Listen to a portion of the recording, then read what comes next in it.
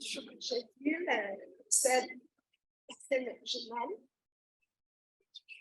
نعتز بالمداخلة ديالو، خبير وأستاذ جامعي أكاديمي، وكذلك عضو المجلس التنفيذي والمجلس الإداري مؤسسة روح أجير الأطلس. شكرا أستاذ. أذكر بأنه المداخلة يوجد ملخص لجميع تدخلات الملف. كذلك أذكر بأن المداخلات هي ستكون محطة اهتمام وتوثيق من طرف مؤسسة روح أجير الأطلس، لأنها ستكون موثقة في كتاب نتقاسم به مع جميع المهتمين. شكرا جزيلا.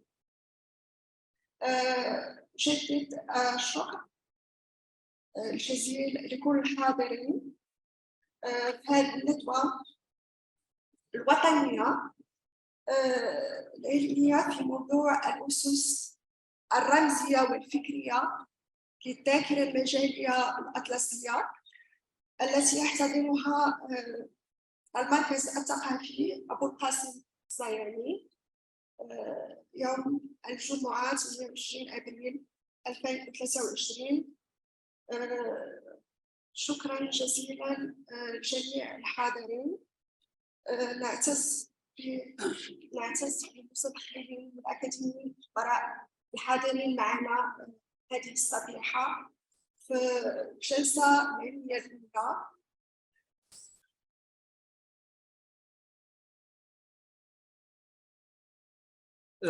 الزول تيزوري لسني ميرخ تسويتنخ أرسني ميرخ أنه تمسمونت الإيمان أجدير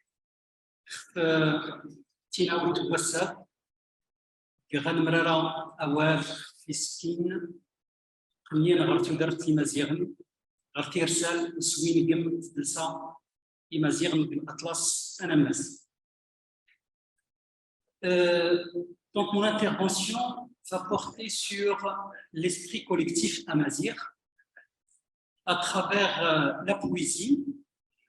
Bien sûr, je vais avoir beaucoup de points d'intersection avec monsieur le professeur qui vient d'intervenir. Alors, tout à fait normal parce que, bien sûr, on s'est penché sur donc à peu près la même thématique, mais avec des approches, bien sûr, différentes. Alors, bien sûr, la société amazigh, si on peut parler donc ainsi, alors le terme société, c'est un terme un peu moderne, et bien sûr, la réalité dont il est question, alors donc, ce sont des communautés, on va dire des communautés amazigh, bien sûr, qui ont particularités, des caractéristiques, donc sur tous les plans. Donc, cette société est construite sur la base d'un mode d'organisation sociale, alors où la propriété privée et la propriété collective donc, vont de pair. Donc, c'est un système, bien sûr, qui est propre à la société donc, amazigh. La culture de communauté amazigh est basée sur une gestion collective, alors et sur un système de solidarité. Bien sûr, ça a été bien souligné donc, par l'intervenant qui vient donc de présenter sa communication. Alors, donc, il a parlé de Tawala, il a parlé de Tawizi, il a parlé de Adwal. Alors, bien sûr, ce sont des termes qui désignent des formes de solidarité traditionnelles qui ont prévalu dans les communautés amazigh. Alors, donc, cette organisation a cristallisé alors, un esprit collectif donc, chez les amazigh. Et c'est un esprit qui fonctionne sur tous les plans, donc sur le plan politique, sur le plan social, sur le plan économique, sur le plan culturel, etc. Alors, et les formes artistiques également, ils s'inscrivent dans le cadre de cet esprit collectif. Alors, donc, à titre d'exemple, la hindousse, alors ça, c'est une danse collective. Alors, les performances poétiques également, ils se font dans le cadre des rassemblements, alors donc des interactions entre les exécutants et l'auditoire. Alors, bien sûr, donc, le plan de mon intervention, il va s'articuler sur deux parties centrales. Dans un premier temps, nous allons parler de la logosphère amazigh, alors, et l'esprit collectif. Bien sûr, là, nous aurons deux petites parties, la poésie comme activité sociale et la poésie comme donc, propriété collective. Alors, donc, c'est ce qui reflète également cet esprit collectif amazigh dont je viens de parler. Alors, la deuxième partie, donc, je vais aborder le système, alors, donc, énonciatif dans le discours amazigh. Alors, et donc, je vais aborder les dialectiques à valeur référentielle. Alors, donc, bien sûr, je vais, donc, ça, c'est quelque chose de très spécialisé. Donc, bien sûr, je vais le détailler, je vais l'expliciter davantage. Alors, et puis, je vais aborder ce que j'ai appelé, alors, le jeu collectif. Alors, et donc, par la suite, donc, je vais parler de la dislocation de ce jeu donc, collectif. Alors, et bien sûr, qui signifie le déclin alors, donc, de l'esprit collectif dans la société amazigh. Alors, donc, la question centrale, bien sûr, de cette intervention est la suivante. Comment l'esprit collectif amazigh s'exprime-t-il donc à travers la poésie? Alors, bien sûr, donc, cette intervention a pour objectif d'étudier le fonctionnement pragmatique et sémantique du système énonciatif dans le discours amazigh à travers la réalisation particulière alors donc de ce phénomène que je viens de nommer le jeu collectif dans les textes de plusieurs poètes. Alors donc à savoir nous avons le Bouhsen Moussa, alors donc c'est un grand poète très connu ici à Kinfra, décédé en 2014. Mohaoul Hajj, connu à Krochi, c'est un grand poète également, qui est connu par son poème qui s'appelle Fadmata Mahjoubi. Alors nous avons Saïd Khla, alors donc de l'Arba Oqbli, la région de Bnilal. Alors, et Cheikh Mbalk, alors donc ça c'est un poète dont le poème est extrait d'un ouvrage d'Arsène Roux qui s'intitule La poésie berbère à l'époque héroïque. C'est un ouvrage qui a été publié pour la première fois en 1928. Ça veut dire ça c'est un poème qui est très ancien et bien sûr très intéressant. Alors donc des points de vue documentaires. Alors donc en ce qui concerne la première partie, la logosphère amazigh, alors donc il faut souligner que la société amazigh est à tradition orale. Alors c'est-à-dire que la production et la transmission des biens symboliques alors se font oralement. Alors c'est-à-dire sans la médiation de l'écrit. Alors cette production littéraire amazigh est liée principalement à des rassemblements, notamment des événements festifs. Alors les cérémonies familiales ou bien les cérémonies communautaires. Alors c'est le cas de la majorité des groupes donc amazigh, qui évoluent dans des aires culturelles différentes et éloignées les unes des autres. Alors là, je cite Henri Basset. Henri Basset, c'est un spécialiste de la poésie amazigh. Alors donc, il a publié un ouvrage sur la littérature amazigh dans les années 20. Alors, et donc, bien sûr, son ouvrage il est très intéressant. Alors, il a dit la poésie est liée à certaines circonstances sociales pour lesquelles elles sont presque exclusivement faites. Bien souvent, nous l'avons vu, l'activité poétique se manifeste surtout à l'occasion de certaines fêtes où hommes et femmes se trouvent mêlés.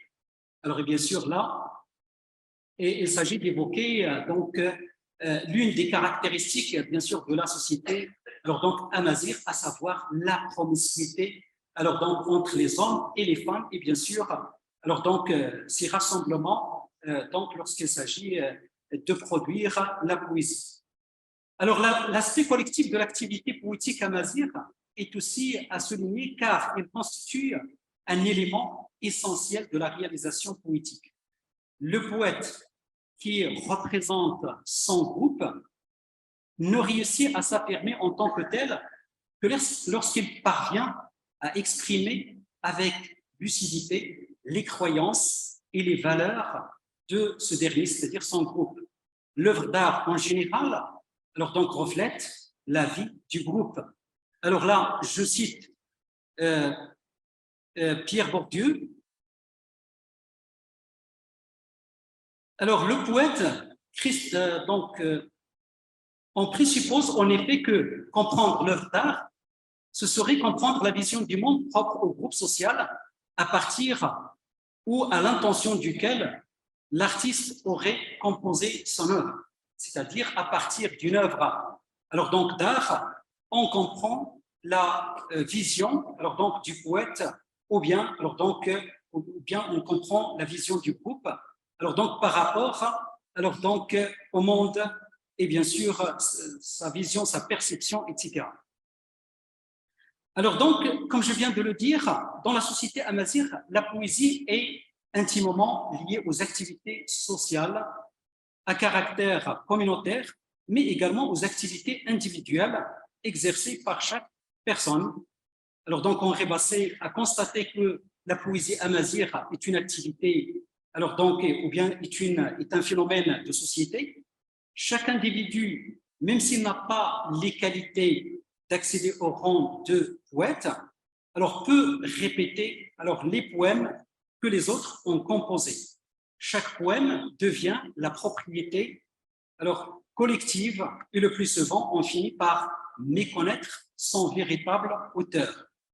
La majorité des poèmes en amazigh sont anonymes. Alors pourquoi? Parce que tout simplement une fois le poème est déclamé, alors bien sûr il devient la propriété de tout le monde. Alors et bien sûr ça reflète alors donc ce caractère collectif de la poésie. Alors la poésie joue un rôle cohésif et fédérateur car le poète est un idéologue qui défend les intérêts du groupe et le prestige de la tribu et lui permet de prendre conscience d'elle-même, de ses forces et de ses faiblesses. Alors je cite Abdallah Bonfour, c'est un spécialiste également de la littérature amazigh, professeur à l'INALCO à Paris. Alors le poète cristallise l'identité de sa communauté par rapport aux autres communautés en s'instituant dans ses poèmes comme cartographe des sols communautaires, observateur et commentateur, politique avisé, critique implacable des travers sociaux, reporter et analyste des événements de son temps. Donc ça veut dire que le poète, bien sûr, joue un rôle fondamental donc, dans son groupe. Alors, le poète représente son groupe, exprime ses aspirations et sa conscience. Je cite ici donc M. Hachem Zormoni, alors donc il n'est pas parmi nous.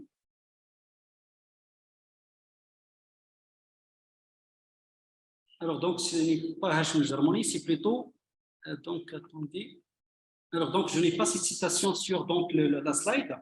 Alors le poète est le porte-parole agréé de tous, reconnu pour son rôle indéniable de prophète, de voleur de feu, investi de ce pouvoir de gardien vigilant des mœurs, d'investigateur et détecteur des maux de sa société. Alors là, c'est Hamri Bassou Hamri. La vocation de la poésie est donc de constituer l'image à laquelle on peut s'identifier. Ça veut dire que la poésie, il a joué le rôle du cinéma aujourd'hui. Alors aujourd'hui, le cinéma, effectivement, il cherche alors donc à constituer une image à laquelle alors donc tous les citoyens alors donc peuvent s'identifier. Alors et bien sûr donc dans ce contexte, la poésie devient la propriété collective, c'est-à-dire la propriété de tout le monde. Alors, dans un contexte où l'origine de l'oralité constitue le fondement de la production littéraire, l'œuvre n'appartient pas uniquement à son auteur, il devient l'œuvre de tous les auditeurs qui l'ont écouté et mémorisé. Alors là, je cite Hashim Jarmani. Alors, lorsque, dans un contexte, un auditoire prend connaissance de l'œuvre, elle n'est plus l'œuvre de son créateur, mais une œuvre collective à laquelle ont participé tous ceux qui l'ont recréée à l'occasion de chaque nouvelle performance, en la modifiant au fil des générations. Cet aspect collectif confère à l'œuvre orale un caractère d'anonymat qui la rend fragile et vulnérable aux vicissitudes du temps. Alors, fin de citation. En effet, une production littéraire est tributaire de la mémoire collective et bien sûr, alors donc il subit des modifications alors donc à chaque répétition. Alors, le partage oral permet à chaque individu de s'approprier le texte littéraire et de le reproduire dans des contextes sociaux. Le colportage des textes leur assure une large diffusion au sein de la communauté, alors, et suscite bien sûr différentes réactions. Alors, donc, de manière générale, ce sont des réactions positives car, comme je viens de le dire, alors le poète représente alors donc son groupe et bien sûr, alors donc il exprime les sentiments du groupe, etc. Alors maintenant, je passe à la deuxième. Alors donc je passe à la deuxième partie. Alors donc bien sûr pour essayer donc d'examiner un peu le système énonciatif dans la poésie, dans le corps du texte. Alors donc pour voir comment alors donc l'esprit collectif alors s'exprime à travers, bien sûr, ce système énonciatif. Alors, la poésie orale, sa composition, sa transmission et son exécution sont toujours situées. Ça veut dire que l'énoncé poétique est ancré dans la situation d'énonciation. Alors, il comporte les indices de la première personne, alors de la deuxième personne, mais également les marques en rapport avec le moment et avec le lieu dans lequel le poème a été énoncé ou bien proféré. Alors, on constate, bien sûr, dans la poésie, la présence massive de la première personne, le jeu, et ses occurrences, ce qui met l'accent sur l'expérience personnelle du poète, bien sûr, aux prises avec des sentiments contradictoires, des expériences, etc. Alors donc, de manière générale, le texte poétique est centré sur le poète. Alors, il est l'exemple du poème lyrique où le poète donne libre cours à son affectivité. Alors donc, bien sûr, dans toutes les civilisations, alors la poésie, alors donc exprime les sentiments du poète, etc. Alors, bien sûr, nous allons voir donc des exemples concrets. Alors, nous avons le poème de Mouhaoul Hajj. Donc, c'est un poème qui est très, très connu dans la région pendant les années 80. Alors, donc, c'est un poème qui a été colporté, qui a été répété, qui a fait pleurer les gens, qui a suscité des réactions, alors donc, etc. Alors, il est sous forme d'une lettre adressée à sa famille. Alors, et donc, il s'inscrit dans un cadre privé. Mais par la suite, bien sûr, c'était un enregistrement qu'il a envoyé à sa famille. Mais cet enregistrement, il a fini alors donc, dans les mains du grand public. Alors donc, j'ai cité dans ce poème, alors bien j'ai dénombré dans ce poème plus de 60 occurrences de la première personne. Alors, et également 45 occurrences de la deuxième personne. Alors, ce qui met donc ici l'accent sur un rapport dialogique, alors donc établi de manière permanente, alors donc avec bien sûr l'instance réceptrice, à savoir bien sûr les membres de la famille, alors donc du poète. Alors donc la valeur référentielle de ces marques d'énonciation ils sont, alors donc ils ont, elle est évidente parce qu'on connaît ici le poète, on connaît les destinataires et bien sûr, donc on connaît le lieu, on connaît donc le moment, etc. Alors donc, je vais vous citer donc un exemple ici.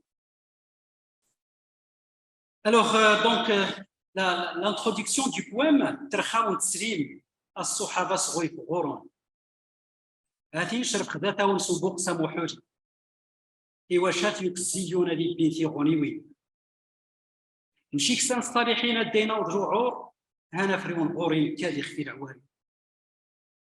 Alors donc on peut constater ici qu'il y a la présence, alors donc la dominance de la première personne, alors donc qui met l'accent sur l'expérience individuelle, bien sûr du poète. Alors contrairement à ce poète Mohamed Haj, alors les poètes qui s'expriment en public n'ont pas de destinataire précis. Alors ils savent à l'avance que l'auditoire peut être potentiellement large et que leurs textes seront mémorisés, colportés et diffusés. Alors donc le poète cherche à attirer l'attention, alors donc de son auditoire, c'est pourquoi il ne cesse de l'interpeller de différentes manières, alors tout en réaffirmant sa présence par des moyens grammaticaux de la première personne, alors et bien sûr ces occurrences. Alors je cite Bouazzal Moussa.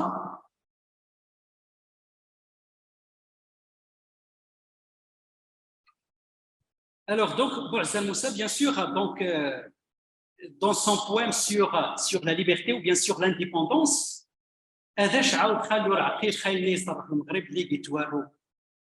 alors donc ça c'est un poème également très connu.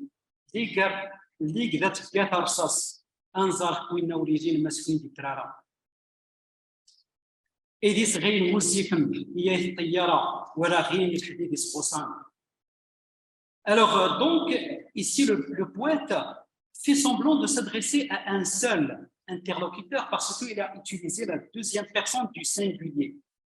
Alors qu'en réalité, il s'adresse à un public, à un large public. Alors, et bien sûr, qu'est-ce qui justifie ce choix? Alors, donc, à mon sens, alors c'est le besoin d'établir un rapport de proximité avec le public. Alors, bien sûr, pour attirer son attention parce que, alors donc, le sujet est d'une gravité, d'une grande, alors donc, importance. Alors, donc, aussi, dans la poésie traditionnelle, il y a toujours cette...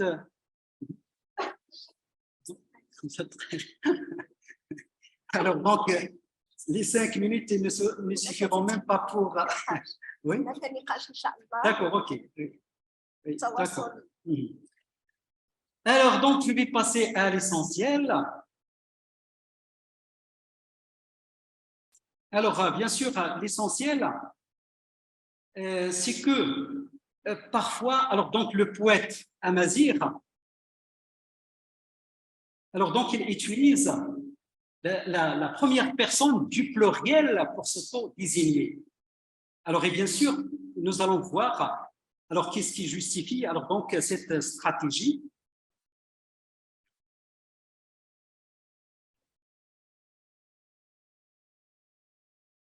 Alors donc je vais voir.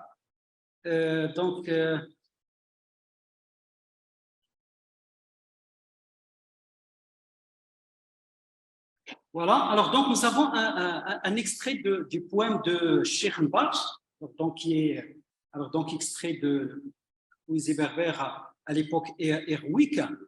Nani khnifra nadi sour imshini.